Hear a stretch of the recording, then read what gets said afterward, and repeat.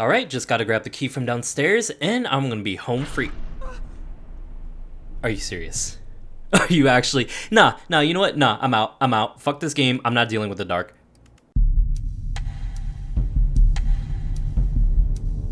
In recent years, it's pretty safe to say horror fans have been eating really damn good. Series such as Resident Evil making an incredibly strong return started paving the way for the survival horror genre, with games such as The Evil Within, Darkwood, and Bugsnax making a huge impact on horror and gaming fans alike. Wait, one of those isn't? While these games are amazing in their own right, to some, it didn't scratch that itch like old school survival horror games could. That is where Stormmind Games comes in with their 2018 title, Remothered Tormented Fathers. This game has been described as its director and writer Chris Darrell as a homage to the Clock Tower series, which despite being dormant for decades, still has a massive influence on many horror titles you see today. Remothered places you in the role of Rosemary Reed, a doctor who makes a house call to a man named Richard Felton after his previous medical treatments have failed to cure him of his mysterious illness. It should be said the game's story is being told by an older woman named Madame Svenska, but who this woman is remains to be seen. Soon after Rosemary's conversation with Felton, his maid Gloria bursts into the room to reveal Rosemary is not a doctor after all, which forces her to spill the real reason why she came to Felton, to find out what truly happened to Felton's missing daughter Celeste. From the very beginning, the game already takes a very interesting turn with its protagonist because at this point, Rosemary wasn't just lying to Felton, but also to you as the player, establishing her as someone who keeps her secrets close to her. Normally in most horror games, you play as a character whose motivations are clear. In Silent Hill 2, James wants to know why he's receiving letters from his dead wife. In Resident Evil 4, Leon is a government agent tasked with finding the president's daughter. And in Bugsnax, you are a reporter trying to find the truth behind Bugsnax Island and why its previous expedition failed. Then you play Remothered and you quickly realize you don't know who Rosemary Reed is and what her motivations are. Surprisingly, this makes you want to interact with her as a character even more. Rosemary is shrouded in mystery as you play the game, and while Richard Felton and his daughter are at the forefront of the real mystery of the game, Rosemary offers a side plot of the player learning exactly who they are playing as, with the bits and pieces of info we get slowly revealing Rosemary keeps her secrets close for a very good reason. Although it's safe to say Rosemary isn't a fighter. Or at least she prefers not to because she will stab a bitch if she needs to. Remothered is a throwback to older survival horror games because instead of Rosemary having the ability to defend herself by blasting someone point blank with a shotgun, she instead uses diversion tactics to save herself. In Remothered, there is no combat system, so if you get caught by a stalker, you have to run and hide. Also yes, the game calls the enemy stalkers, which is a pretty good mental warfare move, because the first time I played this and a whole fucking text box popped out telling me what stalkers do instantly made me terrified. You know what, fuck it, I was gonna talk about the diversion mechanics, but the stalkers are the best feature in the game, so let's do that first. In 2019, Resident Evil 2 Remake was praised for how they handled Mr. X as an enemy. He didn't have a set path and would randomly search the Raccoon City Police Department searching for the player. However, I am here to say Remothered actually did this exact thing a year earlier with its stalker system, and I think it's about time it got the praise it deserved. Throughout the game, you will encounter various stalkers, with the first being Richard Felton himself. These stalkers work exactly like Mr. X in Resident Evil 2 Remake, but what Remothered does better in my opinion is how you interact with them and how they interact with the environment. For the entire game, you're stuck in Richard Felton's house, and it is by no means a large environment, but that's its greatest strength, because the devs at Stormmind Games understand smaller scale environments with greater attention to detail and design is so much better than creating a fucking gigantic map that is filled with hundreds upon hundreds of miles of nothing in it. And yes, I'm looking directly at you, Todd Howard, and your fucking 1,000 planets in Starfield. So the house itself consists of 3 main floors and a few secrets you'll find as the story progresses. By the time you hit the halfway point in the game, there is a really good chance you will memorize the layout of the house, and that creates some very engaging gameplay. The main gameplay has you solving puzzles to advance the story, but these puzzles require you to find items in the house and to find where those items need to go. With that in mind, you create mental paths for you to follow because you'll eventually know exactly where to go, or at least where to search. Your main obstacle is the stalker's pathing, which is completely random, and at any moment they can waltz right into the path you created and completely throw it out the window. For example, I actually played this game twice, once on release and a second time for the review. The first time I played, there was an item on the first floor I needed to get, but the problem was the stalker would not leave that area at all. So I had to rely on stealth and diversion tactics to get to my goal. Then I realized the place I needed to put the item was on the second floor, and thankfully the stalker kept looking for me on the first floor. So once I got to the second floor, it was smooth sailing from there.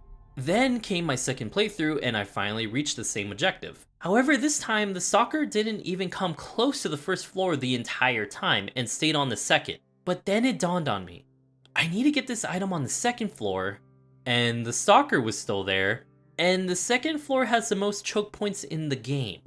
Now, because of my knowledge of the map in the game, I quickly realized even though I was given a pretty easy start on the first floor, now my goal was much harder because the real challenge was getting to the second floor unharmed. The house layout absolutely deserves some love because it is designed in a way that presents different challenges in traversing the environment. The first floor of the house is larger and has more rooms to hide in, but in return, it's harder to tell where the stalker is and harder to find any items you are looking for because there are so many twists and turns in that area. The second floor, on the other hand, is smaller, but it's widely open with less rooms and objects to hide in, along with some very tight corridors that offer no protection from the stalker. So it's easier to get to the destinations you want, but it's significantly harder to hide from the stalker. Also, I don't know if you've noticed this by now, but a lot of my footage from this game is of Rosemary crouching because I was fucking terrified the entire time playing this game. And I by no means wanted to get caught, so I defaulted to crouching all the time to hide from the stalkers because they can hear you. Speaking of hiding from the stalker, the sound system in the game put me through some of the most intense moments I've had in horror gaming. By this time, gaming had already made leaps and bounds when it came to sound design. Games like Hellblade and Rainbow Six Siege brought new audio systems such as 3D binaural sound into the game, which made sounds in gaming much more realistic by giving the player the ability to pinpoint their proximity and separate them from ongoing sounds in the environment. Remothered has something like this, but it intentionally blocks some very important information in favor of having its music system relay that information instead. The audio is detailed enough where you can tell how far away the stalker is at times and determine when they are getting closer to you. However, because the house itself has multiple floors with a single staircase connecting it, along with multiple rooms and hallways, the game intentionally makes it unclear if the stalker is coming from the stairway or in the room right next to you. This is where the music system comes in because the music reacts to the killer's position and changes the intensity of the song according to that.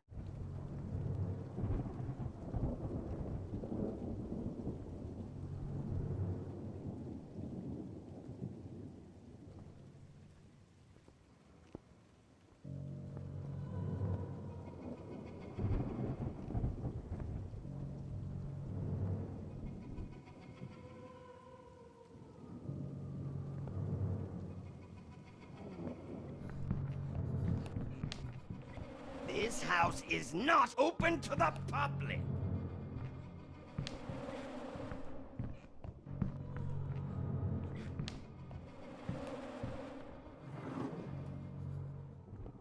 I need to take my boots.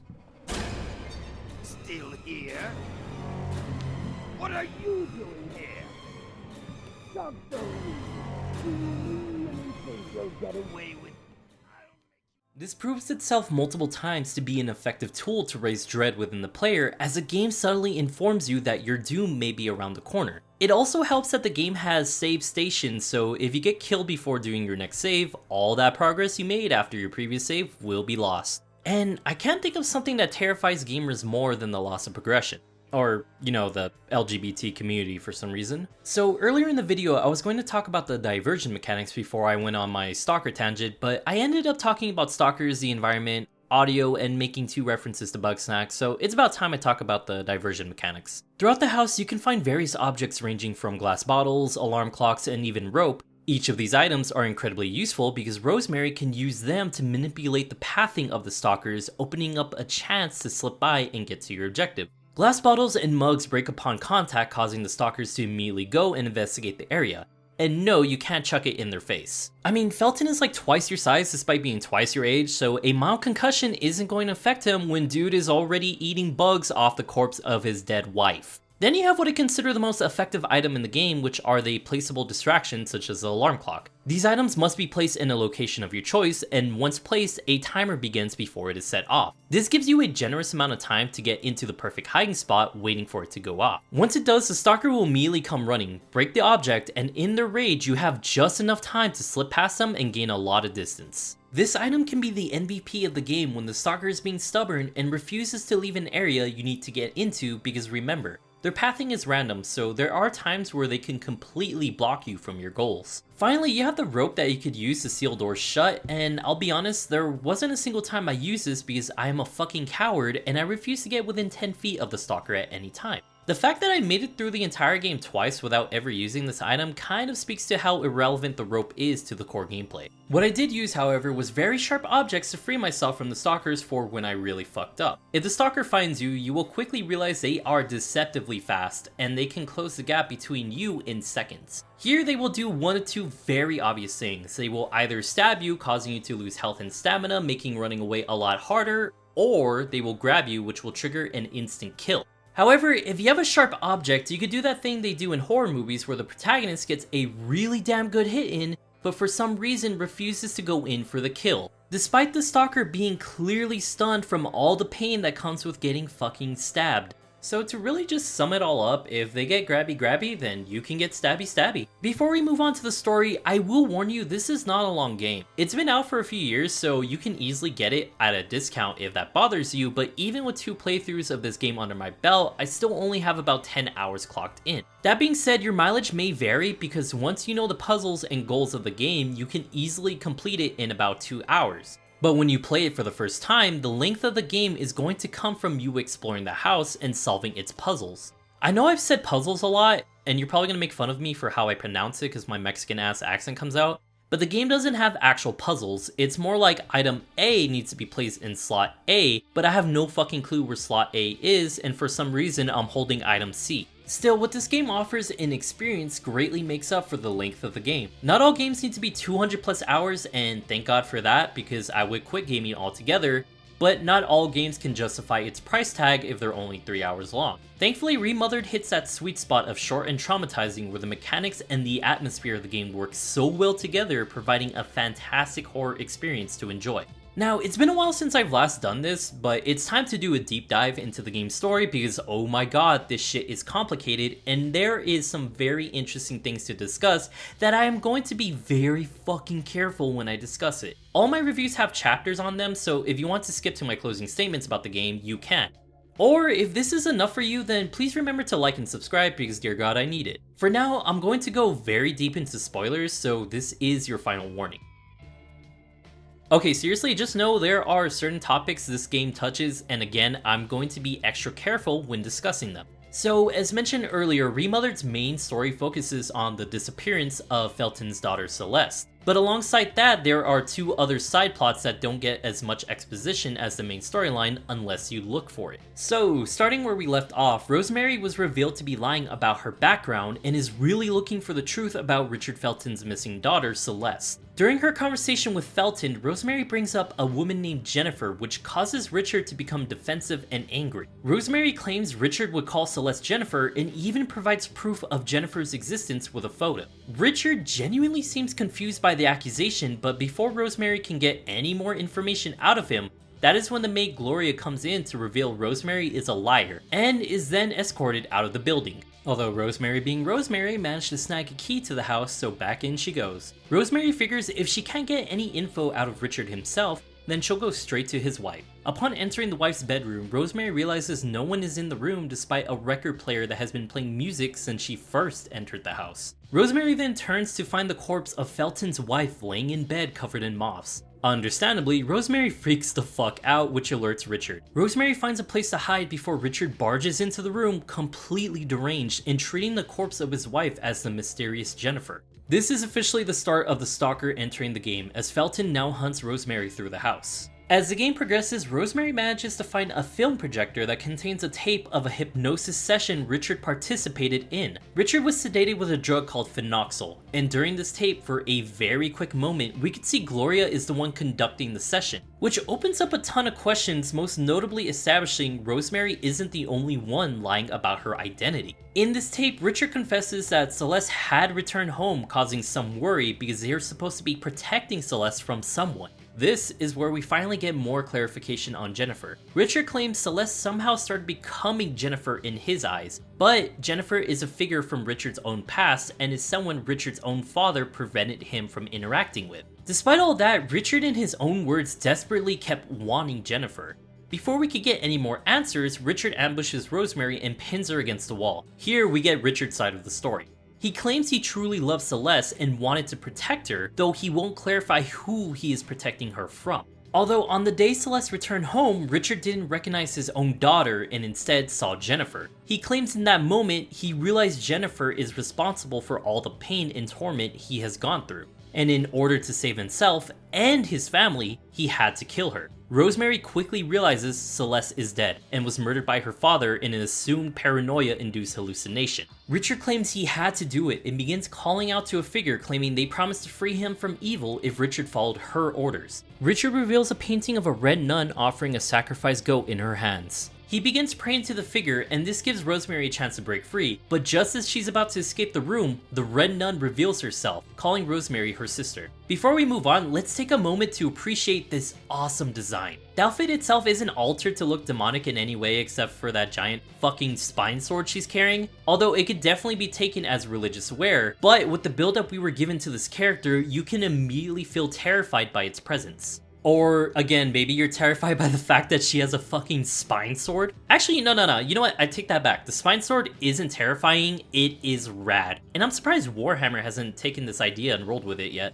So this is being added after the fact that I am currently editing the video, but Warhammer didn't pick up on the spine sword trend. Instead, it was Chainsaw Man Part 2, which again reaffirms my belief that spine swords are pretty fucking rad. Eventually escaping the nun, Rosemary notices a woman in white wandering the halls. This woman notices Rosemary and runs away to the attic. With Celeste and Miss Felton dead, Rosemary assumes this is Jennifer and follows her into the attic. Now, I realize that we are doing the spoiler section of the game, but what happens in the attic doesn't really affect the plot very much, but in my opinion, it has one of the most well done scares in the game. This actually got a scream out of me twice, despite me knowing exactly what was going to happen. So to not ruin that moment for anyone who wants to play the game even after spoilers, I'm just going to skip it. So to catch you up on what you missed, the woman in the attic is in fact Jennifer, and she took you to what seems to be the living room of the house. There's a TV displaying the news, and from here we learn that Rosemary had previously attacked a repairman so she could steal the address information, presumably so she could find Richard Felton. Which kind of doesn't make any sense because she has Richard's medical files at the beginning of the game, and she seems to have been following the case of Celeste's disappearance. So I'm not sure why she would need to hurt a random repairman on the off chance they might have Richard's address when she had already done a ton of research into Richard's life. Yeah, I understand it adds to the mystery of Rosemary because it's showing she's willing to go to some extremes to get what she wants, but it just feels kind of unnecessary. Anyways, Jennifer is the one watching the TV, and she apologizes for what happens in the attic, which you don't know because I'm not going to tell you, but stresses to not touch her things. But she's willing to help you as long as you follow that rule. She tells you there's a wall behind the fireplace that Richard doesn't want anyone to find, and that is where Rosemary will find what she is looking for. Jennifer isn't hostile to you from here, and we can see she's being genuine when it comes to wanting to help. Too bad one of the items we need to solve the puzzle of the fireplace involves grabbing the batteries from Jennifer's remote.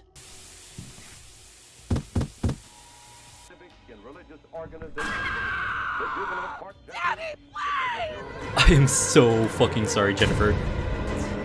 So, after burning the ever-living shit out of that bridge, Rosemary finally opens the wall behind the fireplace, which is where Celeste's room was hidden. In this room, we find a tape recorder containing a message from Celeste herself. She details how she returned home because she missed her family, but when she came back, she was forced to go through a mesmerism session just like her father. They wanted her to forget about something which they succeeded in because Celeste can't remember what it was. Celeste has a plan to escape once again, this time revealing that her mother was the one that helped her leave in the first place and she will help her again. However, her mother's health is failing her, and the message ends with Celeste begging her to get up. After this, Rosemary leaves the area only to fall through a weak platform and end up in the sewer. After tracking through the sewer, Rosemary finds herself in the basement of the house, but this time in a wine cellar that was previously blocked off from the player. Here we find a major discovery, and this is going to be the main reason why I keep saying I'm going to be very careful when discussing the topics of this game. In this area, Rosemary finds a box with a letter of a mother declaring her love for their daughter. Rosemary finds a birth certificate belonging to Jennifer with her full name printed. Jennifer Richard Dean Felton. Here we discover Jennifer and Richard are the same person, but this twist isn't over yet.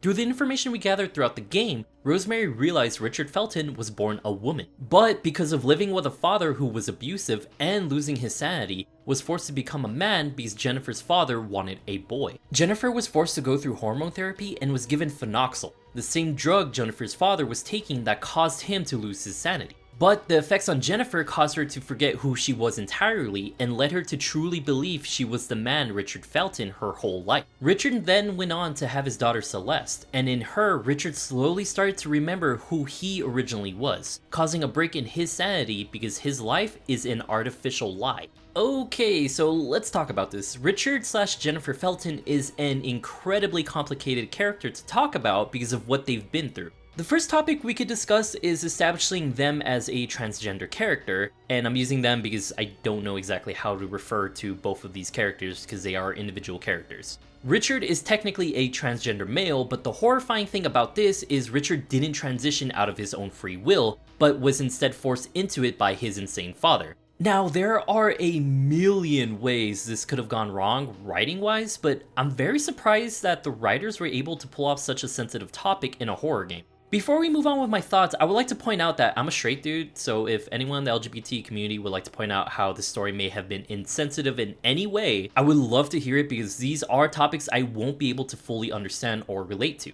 I think the writers handled the topics in a sensitive way because I personally do not feel like they were treating the process of transitioning itself as something horrible. My interpretation of it is by forcing Jennifer to transition into a man when she was accepting of her own gender, is the writer saying how horrible it is to force someone to be something they are not, because above all else, consent matters. Richard himself even shows evidence of this because throughout the game, part of the reason his sanity is breaking is because he's remembering he is in fact Jennifer and Richard is not the identity he chose for himself. This is why Richard is stated multiple times to have kept wanting Jennifer, because even Richard wants to be his true identity instead of what he was forced to be. Now here's the part I feel like needs to be stressed. Richard does not become a psychotic killer because he is trans. Richard becomes a psychotic killer because of both the massive abuse he went through as a child and because the drug phenoxyl has been established to cause its users to be mentally unstable. While the slow realization of who Richard truly is does deal a great blow to their sanity, it is ultimately the combination of abuse and drugs that pushes Richard to commit murder. More on this will be explained during the game's ending. To finally close this topic, I don't think that writers were demonizing anyone who has transitioned, but are instead saying forcing someone to be something they are not is a monstrous act, and people should be allowed to be whoever they want to be as long as it is their choice to make. Fucking hell, this is turning out to be my longest video yet, but this is just practice because one of my next videos may possibly be double the length of this. Maybe even triple, not gonna lie, I am going very deep into that game. You might not even see that until the end of the year. Okay, back to the story. So from here, Jennifer is hostile towards you because you kind of broke the only rule she asked you to follow and is now hunting you in the cellar as a consequence. Once Rosemary escapes, she heads towards the elevator because Celeste mentioned in her message this is where the escape route is. Rosemary enters the elevator only for it to break down, trapping her inside. Thankfully, Gloria the maid returns in time to find Rosemary, and we somehow manage to survive by daylight. Get it? Get it? She tells Rosemary to head into the infirmary so she could barricade themselves and call the police. Making it to the infirmary, Rosemary is an absolute mess, but by this point, I'm surprised she was able to hold out this long without breaking down. Gloria reveals she also knew about Richard's past as Jennifer and Richard's repeated use of phenoxyl, but justifies it by claiming she had no idea it would turn him into a killer. She allowed Richard to continue on because that mysterious disease he had was in fact killing him, so Gloria believed phenoxyl was Richard's only comfort for the pain. She hands Rosemary a drink to help calm her nerves, and as she takes a sip, Rosemary realizes something. How did Gloria get in if the windows and doors were barred from the inside and Rosemary stole her keys? Rosemary realizes Gloria planned everything from the start, and as Gloria's voice changes, we soon realize she is the true identity of the Red Nun. This causes Rosemary to pass out, and when she awakens, she finds Gloria cutting off Richard's tongue. After Rosemary insults Gloria, we are finally given a bit of information about Rosemary's past. Both Gloria and Rosemary were part of a nun convent, which is why Gloria keeps referring to her as her sister. She also accuses Rosemary of attempting to murder her twice, and for that, she goes to convince Richard to burn down the house with both of them in it. Rosemary manages to free herself and throws her lighter at a gasoline-doused Richard. This causes an explosion that knocks her out, although when she awakens, she finds a charred corpse, showing Jennifer Richardine Felton's life has finally come to an end. Rosemary once again heads to the elevator, only to be attacked by Gloria. She stabs Gloria with a syringe that causes her eyes to become hypersensitive to the light, buying her just enough time to reach the attic. Rosemary and Gloria play a game of cat and mouse in the attic, ending with Rosemary reaching the switch to open the attic windows. Gloria is hit with a massive wave of sunlight and drops to the floor as her eyes begin to bleed. The pain is so intense, Gloria decides the only way she could go on is to cut out her own eyes. Now unharmed by the light, Gloria attempts to kill Rosemary once again, only for Rosemary to open the window behind her, launching Gloria from the attic down nearly 4 stories to the ground. Rosemary goes to Gloria's body to find her still alive but bleeding out heavily. After all of the intense horror of the game, neither of the characters have the strength to harm each other anymore, so they finally sit down and talk. Here the true antagonist of the series is finally revealed. Gloria, Rosemary, and Jennifer were all victims of the drug phenoxyl, which was a drug originally created to help veterans with PTSD. This is how Felton's father came in contact with the drug, however its side effects were devastating, causing the father to lose his mind. Years later, a man named Albert Wyman would find a way to mix the drug with new components, which would eventually cause the drug to have memory-altering side effects. This improved drug would go on to be tested on the nuns of Cristo Morente without their knowledge, and soon all of the nuns were afflicted with the same diseases and side effects that the Felton family experienced. In this convent, Rosemary and Gloria were nuns at the time and were afflicted by the phenoxyl side effects. It could be assumed that Rosemary caught on to the experiments phenoxyl was doing on the nuns and decided to burn down Cristo Morente entirely, but why she decided to kill the nuns as well is left unknown. While Rosemary went on with her life, as one last side effect, phenoxyl caused her to forget her time as a nun. As this happened, Gloria managed to survive the fire and swore vengeance on Rosemary. It is unknown how Gloria found the Feltons or their connection to the drug, but by this time, Gloria was so heavily under the influence of the drug, she had lost her sanity all the same. Because of phenoxyl, we now understand why Rosemary didn't recognize Gloria at first and why both Gloria and the Feltons had become so unstable. Because every single character in this game was a victim of the drug. Rosemary realizes even in his failing sanity, Richard was the one who convinced Celeste to leave, managing to break through the hold phenoxyl had on their mind long enough to save their daughter. Eventually, Richard's mind would break, and Miss Felton would be killed for it, but Celeste is still alive somewhere. Gloria finally has some clarity in her dying moments, and apologizes to Rosemary for everything she has done, hoping one day she will forgive her. She hands Rosemary something, as Rosemary tells her she already has forgiven her. Gloria passes away in Rosemary's arms, and as she mourns her death, she realizes the item she gave her was a piano key for the piano in Celeste's room. The piano key opens a compartment revealing a bag. After the entire game, we return to the older woman from before. Madame Svenska details how the bag was a goodbye that provided hope. A tag on it reveals that Celeste had left for a women's institute and was possibly still out there. The game ends with Madame Svenska confirming that even after everything Rosemary had been through, she wouldn't give up on finding Celeste. That is the end of Remothered Tormented Fathers, and wow, that story was packed to the brim with a lot of details considering it was only a 5-hour game. It still leaves out so many questions like, will Rosemary ever find Celeste? Who exactly was Felton protecting Celeste from? And what exactly is going on with the phenoxyl drug? Still, what we did get answers to I found very satisfying, and again, I am very surprised to see how well the writers handled the topic of gender, identity, and mental health, because there have been horror devs that tackle these very same subjects only to deliver some of the most dogshit takes I have ever seen. Bluebird team, don't let them touch Silent Hill, please. Sorry, allergies kind of kick my ass during this season. So in closing, Remothered Tormented Fathers was made to be a love letter to old school horror, and I think the team absolutely nailed it all the way through. They managed to take the gameplay elements found in older franchises and adapt them to modern game design. And the result is a wonderful mixing pot of horror that kept me on the edge of my seat all the way through. Sadly, Stormine Games didn't seem to get the victory lap because years later, the sequel, Remothered Broken Porcelain, was released in an incredibly game-breaking state, earning it mixed reviews all across the board, a far cry from the praise Tormented Fathers had received. I bought the sequel on day one, but the news was so bad, I decided to push it off until it got better. Only for me to never touch it again because games like Hunt Showdown and Escape from Tarkov ruined my life. That being said, Tormented Fathers is an absolute gem of a game, and with the deep discounts it receives, you have no reason to not check it out. I'm Chris from Genuine Chill. If you liked the video, you should like the video, and please subscribe for more reviews, because if you don't, I will shove a random amount of moths down your throat until you eat every single one of them. I'm gonna go make sure Phenoxyl isn't in any of the medication I take, but until then, I hope to see you next time.